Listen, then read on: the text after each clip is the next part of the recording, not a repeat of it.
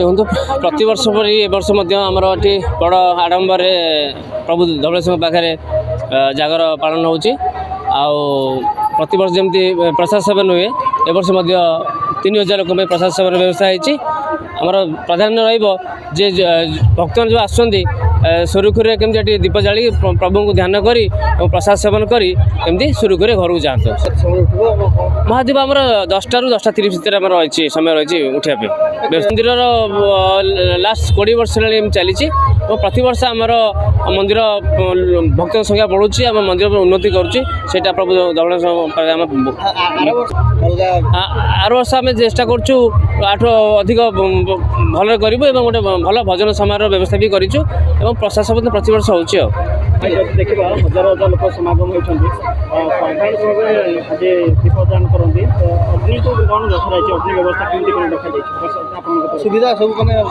देखो आमर ये 50 पिला भलेंटियर पिला अच्छा पुलिस प्रशासन आम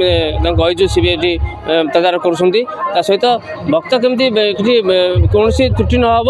चोरी चारी नब आम ध्यान देचु केमती भक्त केमती सुरुखुरी जीवे घर को सीटा आम प्राधान्य। मो ना शुभमय पंडा मुझे स्थानीय बासिंदा आमर ये नयापल्लीर धवलेश्वर मंदिर में बाबा धवलेश्वर आज महाशिवरात्रि और जागर उपलक्षे ये आप देखिपे शह शह श्रद्धा भिड़ होती समस्त दीपदान कर 9:30 ରୁ 10ଟା मध्य आमर महादीप उठार व्यवस्था अच्छी एटी आमर कृष्ण बलराम विहार विकास परिषद तरफ समस्त सभ्य सभ्या एठारे समस्त व्यवस्था कर श्रृंखलित अवस्था आप देखुए समस्ते श्रद्धा मैंने बस दीपदान कर दीपदान कार्यक्रम पर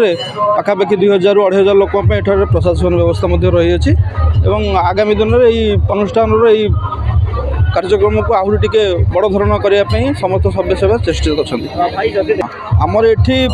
आप देखिपे गोटे लाइन रू आउ गोटे लाइन भी 2 फुट्र व्यवस्था व्यवधान रखाई पाखापाखि 20-30 जन ये अच्छा जो मैंने तदारख करमती श्रृंखलित अवस्था समस्ते बसवे गोटे स्थान में कार्यक्रम सरला ये उठिकी जी लोक तो अच्छा देखुं प्रशासन भी पुलिस प्रशासन को भी कहुई जदि किसी निहाती अघटन घटले तार आशु चिकित्सा व्यवस्था करा